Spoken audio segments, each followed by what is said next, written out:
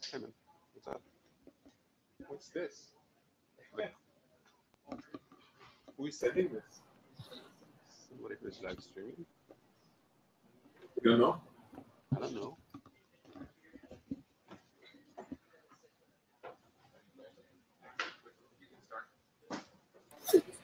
So, hey everyone, Amiu is going to join in a second here. We're live streaming now, just a few notes. I think we're trying to keep this one on the short side because there's a WebRC kite thing at 11 o'clock that some people from the team will attend. Let's see. We are happy to announce that our student from this year's GSOF, Nick, has joined us as an intern in Atlassian, and he'll be working on Jitsi and Jitsi in the beginning, and then we'll see. So welcome, Nick. He just joined last week, and I don't think he's here right now, but he'll probably. Oh, he has university class on Monday, so he won't be joining.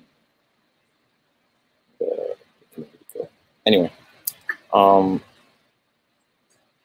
I'll just let people talk about their work because I don't know what the important things these last 2 weeks have been. Nothing interesting from my side, so let's move to Pavel. I was working on updating React Native on mobile to React 49, and we also updated React to 16 on web. And other than that, I'm just working on bug fixes. I don't remember any particular ones at the moment.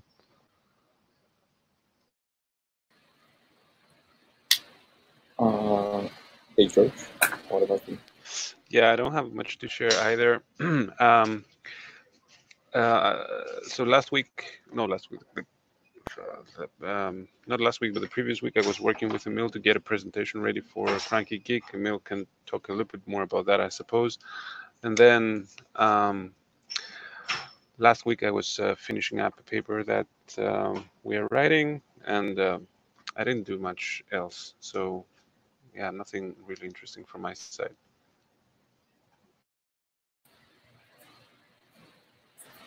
Damien? I'm working on adding reporting Wi-Fi statistics to co-stats. This will go in Jitsi, Electron, and the mobile part. So I think that's it.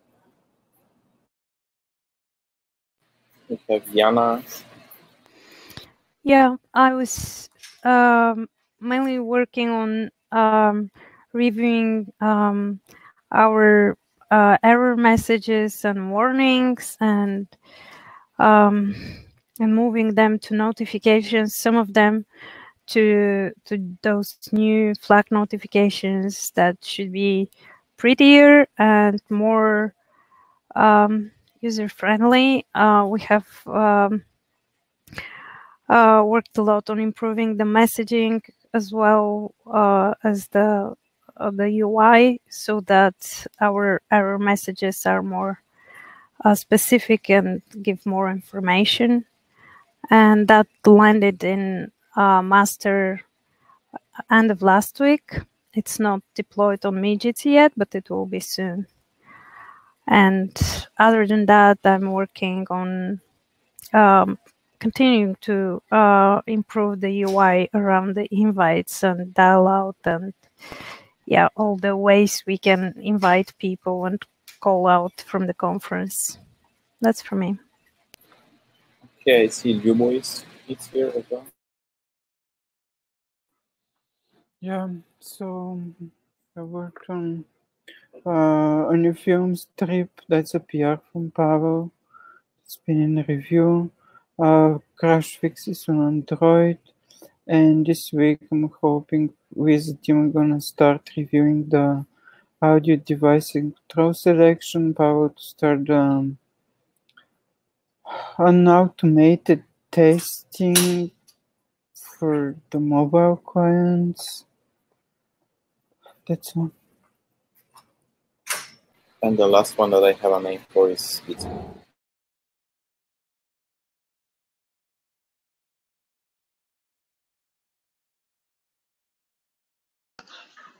Oh, sorry, I didn't cut you. So I did some analytics work, and actually I'm still doing it.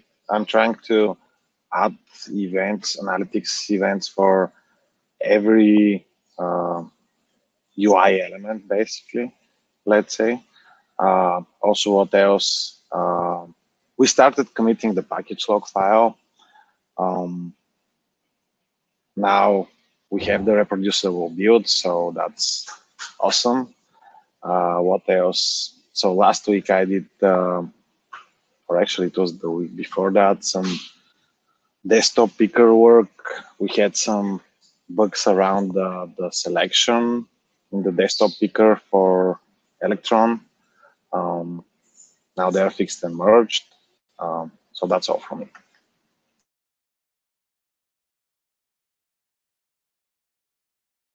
Did I miss anyone?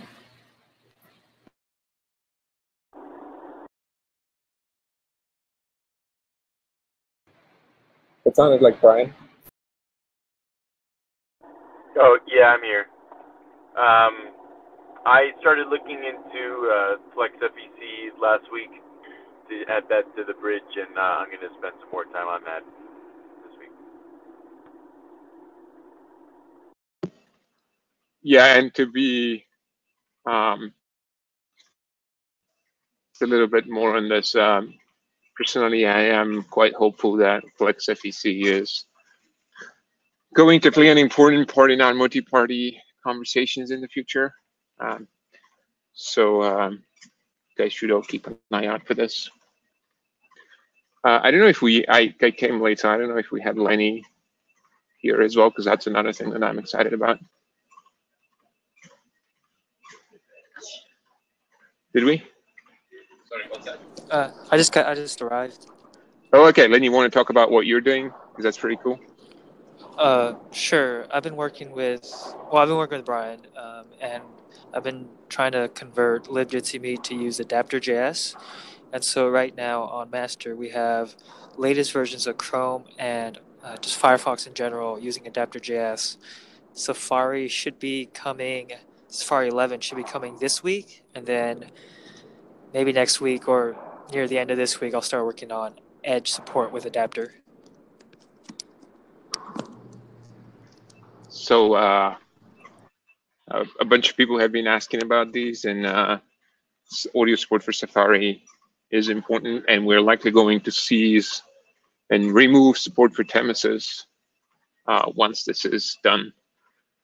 So that's a heads up for everyone.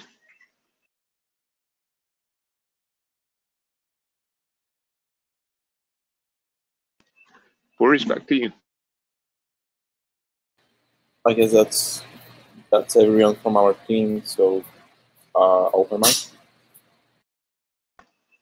Questions and discussion topics, welcome.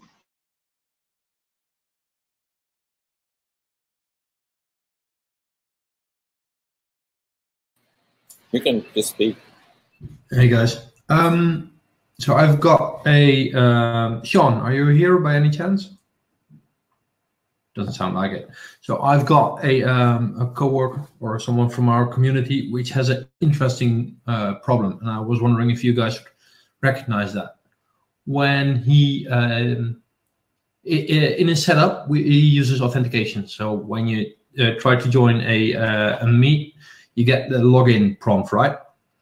But for him, that prompt disappears instantly. He sees it, but it disappears almost instantly, unless that problem is very specific to one particular type of webcam that he uses. It doesn't do that with other webcams. Is that something that you guys recognize? Does it show the permission text as well? I don't know. I had hoped that he'd be here to. So the one I know is when there is a need to display the permissions prompt. So for access to the camera, or but you mentioned camera, so let's suppose it's the camera. And then the login dialog, they fight each other, and it seems like randomly one wins, and it's a strange one. But that's the one I know. It involves the permission prompt. I'll ask him, but I think he would have told me if he saw the other pop-up. He explained it to me as if he saw the login prompt and that immediately disappeared again. And then he figured out that by using a different webcam, he wouldn't have that problem.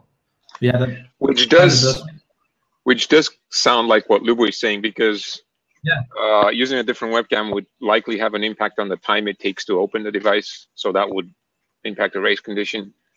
Lubo, is that something that we're currently, do you know if that's something that we're currently working on? No, we're not looking into that. Is that on mobile or on web? That's on web. That's on web.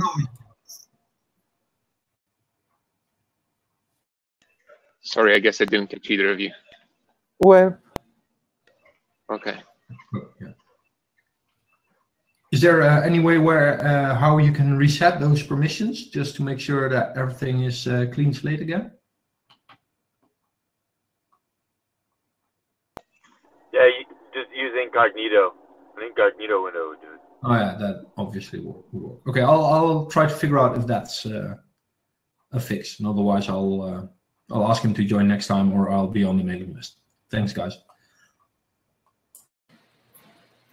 Brian, are you still here?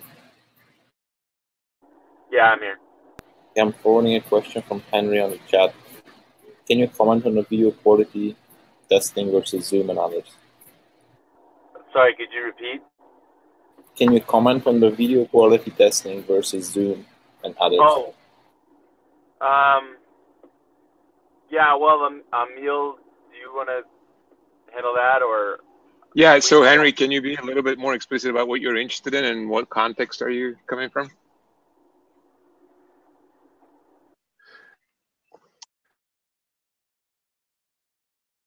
Done so far, and anything that you can share.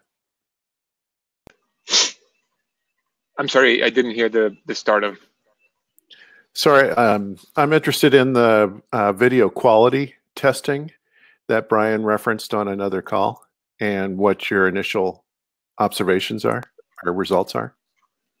Okay, so we did. So to be clear, none of this was conducted to a length that would make it possible for us to publish official results. It was very hand in the water type of testing, but basically what we were doing, because of a few problems that we had recently, as you guys know, we had H264 selected as a default codec for peer-to-peer for one-to-one. And then it turns out that that wasn't performing that well. And we were sort of bummed out that we never called this on any of our automated testing, because all of our monitoring is done on a transport layer and nothing actually detects what happens on after rendering. So we decided to work a little bit more on testing what we actually show users. And we have this test suite that we've used here and there,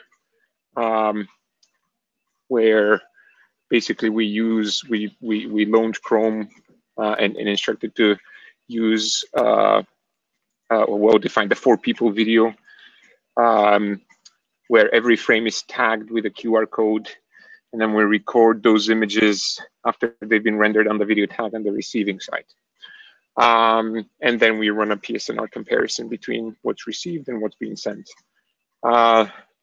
So that's part of our internal integration tests now. So we should be able to catch things that worsen our quality in ways other than transport. But we did do a few internal tests, and basically what we were getting is a PSNR result of around 39 decibels for basically for perfect networking conditions. And when we were trying Atlassian's BlueJeans installation, that generated 29 decibels for the same scenario, and then impacting trying to add latency or loss, latency or restricted bandwidth, still kept Jitsi on top there. So at least in the way, I don't want anyone to take that as a general evaluation of Jitsi versus BlueJeans, because this is strictly within the configuration used in Atlassian, which I have no idea how it compares to their general thing. But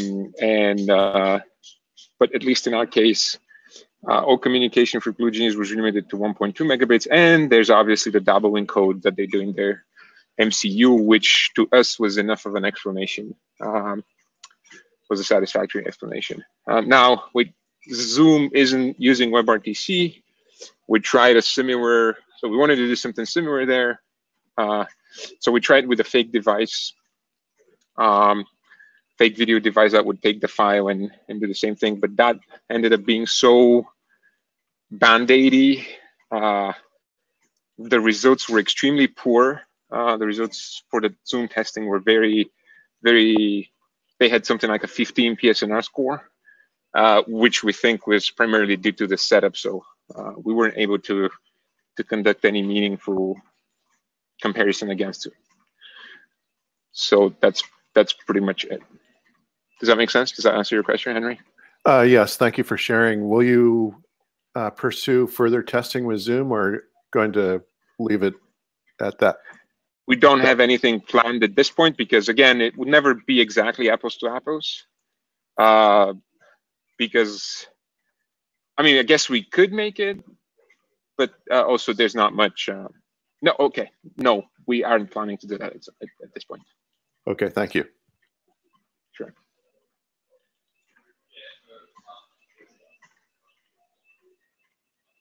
Are there any other questions?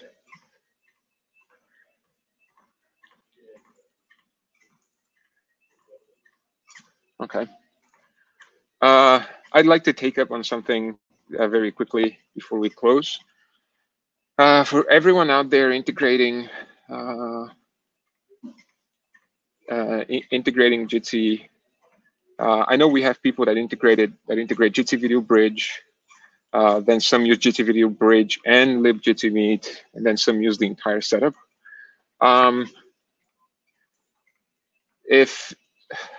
I guess we don't have time for a major discussion right now, but I know this is a question that often comes. So I wanted to encourage people and basically just give you a rule of thumb that you should have really good reasons to not use all of Jitsi Meet. We've worked hard to make it have an iframe API that you can customize to a satisfactory degree. Jitsi Meet covers a lot of corner cases for you, and it also is the app that we use in production within Atlassian. So this is the least resistance path for anyone. Anyone who decides to stray away from this by using libjitsi Meet instead of the entire application or only the bridge, basically has to be, that's perfectly fine from a legal or technical perspective, but from a pragmatic perspective, you have to understand that you are taking up on a lot of effort. There's Jitsi Meet does a lot of work for you, and unless you're using it, you have to do that work yourselves. And that is valid for both desktop and mobile. So you have to make sure that you have really, really good reasons. And I'm talking about person-year equivalents of good reasons, multiple person-year equivalents of good reasons to do that. So hopefully that would address a number of questions I've been getting offline about, hey, we'd like to do this differently. Yes, you can, but it costs a lot of effort. And that's not specific to Jitsi, it's just that you are depriving yourself a lot of the work that's been done in Jitsi. That's everything I wanted to say here. So if there are no other questions, then I'm going to return it back to you, Boris. Unless there's any more questions, I think we're over. Another question in the chat. Henry, I'm not sure what BizDev for Jitsi means. Jitsi is not a business, so there's no BizDev really. But maybe I'm misunderstanding your question. So you can mail me at emil@jitsi.org. Yes, thank you.